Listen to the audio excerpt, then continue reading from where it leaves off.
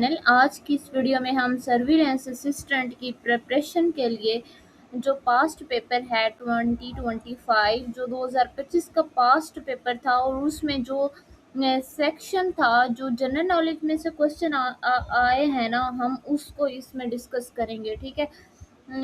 हर general books होती हैं और हर बुक में से कुछ आते हैं, 10 आते हैं, 20 आते हैं। तो जनरल नॉलेज का जो पार्ट था जो 2025 में पेपर हुआ था पास्ट पेपर, ठीक है, सर्विलेंस असिस्टेंट का, उसमें जो जनरल नॉलेज का सेक्शन था उसमें से ये वाले एमसीक्यूज आए थे और इन्हीं एमसीक्यूज को हम जो है वो इन डिटेल करेंगे। लाइक इसके इन डिटेल मतलब कि इसके अंदर जो है वो इसके रिलेटेड कंसेप्ट क्या है, इसके रिलेटेड फैक्ट्स क्या हैं और एग्ज़ाम्स में क्या याद रखना है। और ये सारा कुछ मैं आपको इस वीडियो में बताऊंगी। तो अगर आप चैनल पे न्यू हैं तो चैनल को लाइक और सब्सक्राइब करें। और अब हम इसको स्टार्ट करते हैं। सो फर्स्ट एमसीक्यूज है, the capital the capital of Canada is capital of Canada. Canada का जो कैपिटल है वो कौन सा है? Toronto, Ottawa, Ottawa and Vancouver, Montreal. ठीक है, तो इसका जो राइट आंसर है वो ओटावा है। ठीक है। अब जो कनाडा है उसके बारे में ये आ सकता है कि कनाडा नॉर्थ अमेरिका का एक मेजर कंट्री है और इसका जो नॉर्थ अमेरिका, ये इसमें आ सकता है, आपने ये याद रखना है। ठीक है, कि कनाडा जो है वो कहाँ पर लोकेटेड है, किस साइड पे? तो नॉर्थ अमेरिका। ठीक है। का एक बड़ा ये कंट्री, एक बड़ा मुल्क है और इसका जो कैपिटल है ना ओटावा है। और इम्पोर्टेंट इसमें ये है कि कनाडा का जो लार्जेस्ट आप देखें ना, इसमें आप कंफ्यूज हो सकते हैं कि मतलब जैसे अगर आपका कंसेप्ट नहीं है तो आप इसको तुक्का लगा सकते हो कि कनाडा के बारे में हमने टोरंटो भी सुना हुआ है, हो सकता है। ठीक है। लेकिन जो कनाडा का लार्जेस्ट जो बड़ा सिटी है ना वो टोरंटो है, लेकिन जो इसका कैपिटल है ना, जो इसका दारुल वो ओटावा है। ठीक है। सो इस वजह से एग्जाम जो है उसमें कंफ्यूजन हो सकती है, ये चीज़ आपने याद रखनी है। सो कंट्री कौन सा है? Canada, capital Ottawa, largest city इसका टोरंटो है। इसकी करेंसी, ये बहुत इंपॉर्टेंट है। अब देखें ना, मैं आपको अगर आप तैयारी कर रहे हैं पीपीएससी भी, अगर आप तैयारी कर रहे हैं ना तो उसमें भी ये बहुत इम्पोर्टेंट है ये चीज़ें। ठीक है। डिप्टी अकाउंटेंट का जो अभी लेटेस्ट पोस्ट चल रही है ना, उसमें भी ये एमसीक्यूज और ये जो टॉपिक है ना, ये सारी जनरल उसमें से आता है, तो कहीं से भी पेपर आ जाता है। ठीक है। तो ये जो है ना उसके लिहाज से भी इम्पोर्टेंट है। ओके। सो अगर आप उसकी भी प्रेपरेशन कर रहे हैं तो उसके लिए भी ये वीडियो जो है आपके लिए बहुत ज़्यादा हेल्पफुल होने वाली है।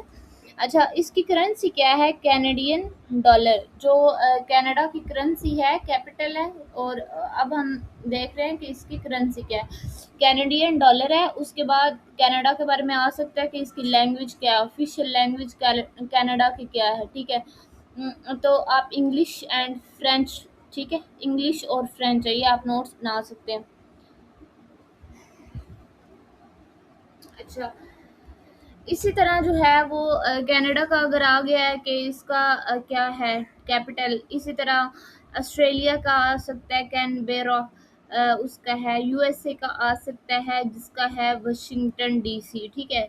अब हम चलते हैं नेक्स्ट। सो इस तरह हमने जो है हर एमसीक्यूज को करना है। और अभी हमने पेपर जो है वो 2025 का शुरू किया है। और इसमें जो हमारी पिछली वीडियो थी वो इस्लामिक स्टडी का जो पार्ट आया था उससे रिलेटेड थी, और आज जो है वो जनरल नॉलेज की। और इसी तरह जो है बाकी जिस पोर्शन में से आए होंगे ना, हम उसको डिस्कस करते जाएंगे और उसके रिलेटेड जो एमसीक्यू जिस टॉपिक में से आया होगा ना उसके रिलेटेड भी हम जो है उसको कंसेप्ट देखेंगे। सो नेक्स्ट है कि who was the first empire and founder of Ottoman empire. ठीक है। क्या है? सुलेमान, उस्मान, सलम, मेहमद टू। ठीक है। क्या कह रहा है कि फर्स्ट एम्पायर एंड फाउंडर कौन था ऑटोमन एम्पायर का? तो इसका जो राइट आंसर है वो है उस्मान वन। ठीक है, उस्मान वन इसका राइट आंसर है। सो ऑटोमैन एम्पायर की जो फाउंडेशन है ना वो किसने रखी, ये भी हो सकता है, ठीक है। तो यही है इसमें कि फर्स्ट एम्पीरियर एंड जो फाउंडर था ना, फाउंडर कौन था ऑटोमैन एम्पायर का, ठीक है। तो वो है इसका उस्मान वन ने रखी इसकी फाउंडेशन। इसी वजह से जो एम्पायर का नाम है ना वो भी उस्मान के नाम से रिलेटेड है, ठीक है। उस्मान ने मतलब ऑटोमैन एम्पायर उस्मान, ठीक है। Founder Osman one, empire Ottoman empire इसको कहते हैं। अच्छा, ओटोमैन जो डायनेस्टी का जो नाम है ना वो उस्मान से निकला है, ठीक है। ओटोमैन ओटोमैन एम्पायर ने क्या किया था, यूरोप, एशिया और अफ्रीका के लार्ज एरिया पर रूल किया था, ठीक है। सो नेक्स्ट एग्जाम में ये क्वेश्चन आ सकते हैं कि ओटोमैन एम्पायर का फाउंडर कौन है, उस्मान वन। ओटोमैन एम्पायर का नाम किस नाम से ड्राइव हुआ है, ठीक है, तो उस्मान है। ओटोमैन एम्पायर का फेमस कंकॉर्ड सिटी कौन सा है, कॉन्स्टेंटिनोपल, ठीक है, ये इसका सिटी है, कंकॉर्ड सिटी जो है वो है, ठीक है। नेक्स्ट आ जाते हैं कि which is the known as earth twin, earth, Mars, Mercury, Venus and Jupiter. आपने ना इसके जो अर्थ के जो है ना सारे सोलर सिस्टम जो है ये आपने ऑर्डर भी इसका याद करना है, ठीक है। ये आपको आना चाहिए, Mercury, Venus, Earth, Mars, Jupiter, Saturn, Uranus, Neptune. ये सारे जो है इसके बारे ना आपको पता होना चाहिए। अब जो भी प्रेपरेशन कर रहे हैं जिस भी डिपार्टमेंट के अंदर, ये बहुत इंपॉर्टेंट है, इसमें से आ सकता है, ठीक है। सो आप इसको नोट्स बना लें कि हॉटेस्ट प्लैनेट कौन सा है, वेनस है। रेड प्लैनेट कौन सा है, मार्स है। लार्जेस्ट प्लैनेट जुपिटर है। स्मॉलेस्ट जो है वो मरकरी है। Planet famous for rings Saturn है। सो हमारा जो था क्या है, विच इज नोन है अर्थ ट्विन, ठीक है।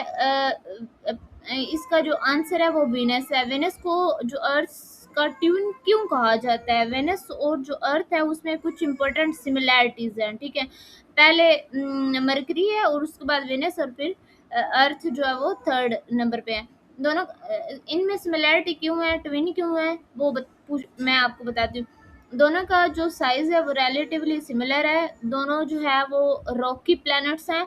दोनों का जो मैस और कंपोजिशन है वो ब्रॉडली कंपेरेबल है, ठीक है। इसलिए वेनस जो उसको कॉमनली अर्थ ट्विन कहा जाता है। सो नेक्स्ट आ जाते हैं हम, जो है वीडियो ज़्यादा लंबी ना हो तो, ठीक है।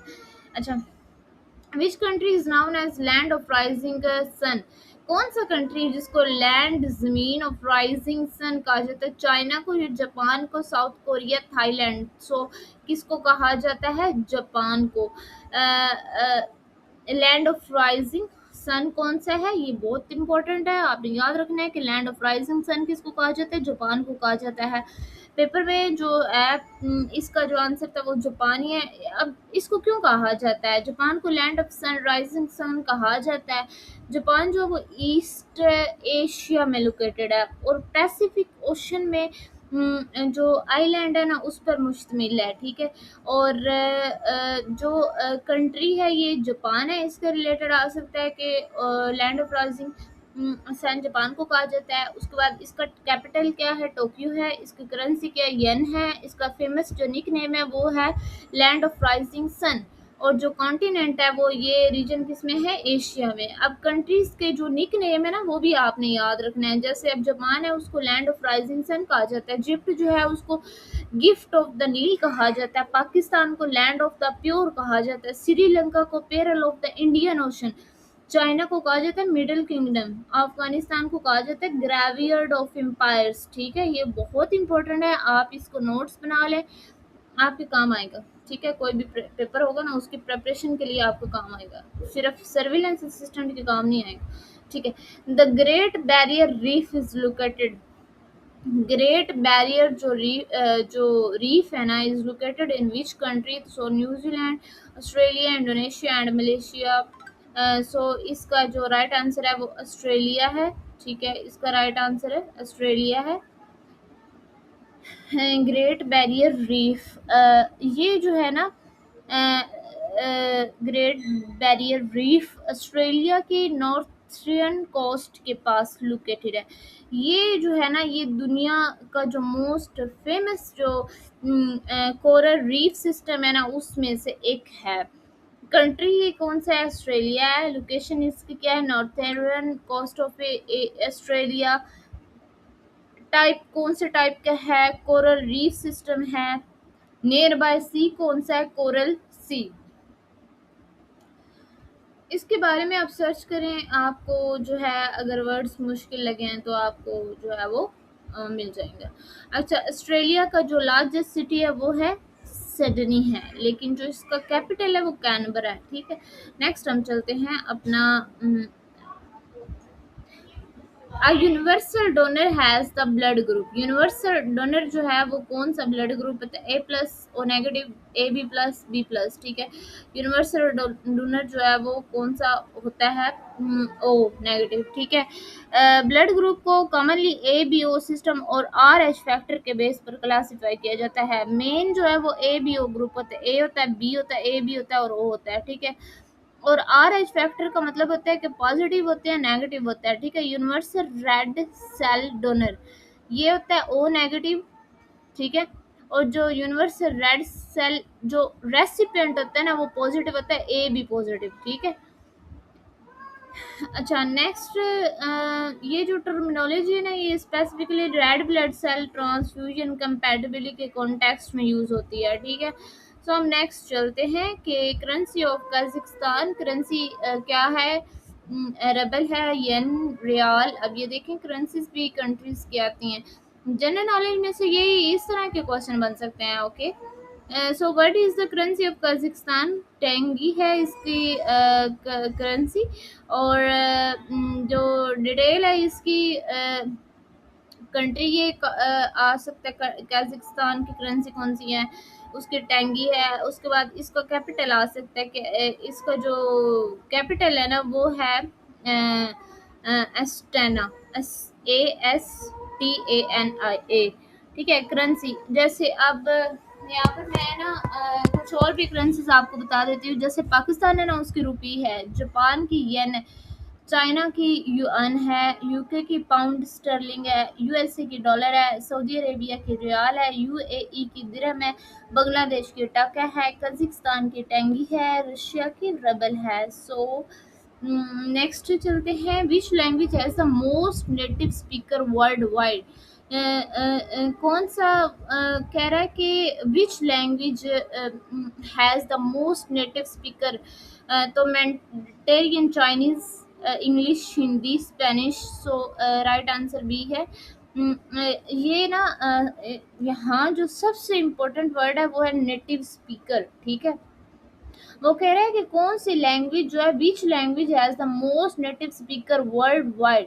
नेटिव स्पीकर से मुराद वो पर्सन है जो लैंग्वेज को अपनी यानी फर्स्ट नेटिव लैंग्वेज के तौर पर बोलता है। पेपर के जो क्वेश्चन है उसमें मैंटेरियन, चाइनीज। ठीक है, एग्जाम में इसमें आ सकते हैं कि मोस्ट नेटिव स्पीकर और मोस्ट टोटल स्पीकर एक ही क्वेश्चन नहीं है। ठीक है, इसलिए क्वेश्चन को केयरफुली आपने रीड करना है। मोस्ट नेटिव स्पीकर तो पेपर के मुताबिक जो मेडिटेरियन चाइनीज है। ठीक है, वर्ल्ड लैंग्वेज के क्वेश्चंस में native speaker, total speaker, official language, most widely spoken language, इस टर्म का डिफरेंस समझना जो है वो आपके लिए बेनिफिट होगा, आप इसको समझ लें। अच्छा, 2002 which country became the first to ban plastic? किस कंट्री ने किया था?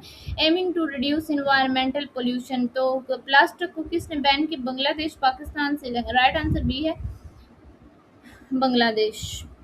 अच्छा, ये पहला कंट्री था जिसने बैन किया था प्लास्टिक बैग्स को 2002 में, बांग्लादेश ने।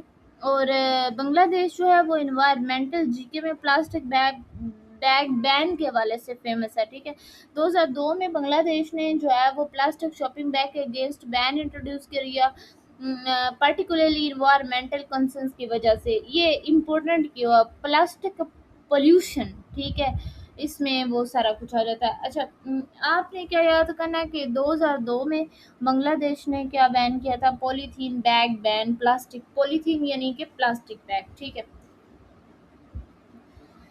नेक्स्ट आ जाते हैं कि which country was the first in the world to make bitcoin a legal currency, crypto currency.